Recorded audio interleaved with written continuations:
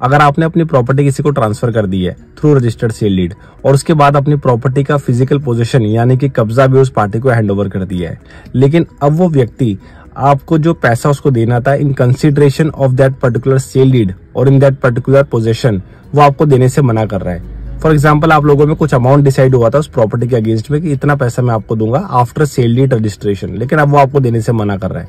तो उन केसेस के अंदर आपके पास क्या रेमेडीज अवेलेबल है? लेट मी टेल यू, इन केसेस के अंदर आप पहला केस जा सकते हो कैंसिलेशन ऑफ सेल डीड का सिविल कोर्ट में।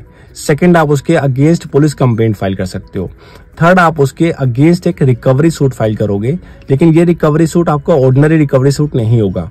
यह फाइल करोगे on the ground of section 55 clause 4 sub clause B of transfer of property act.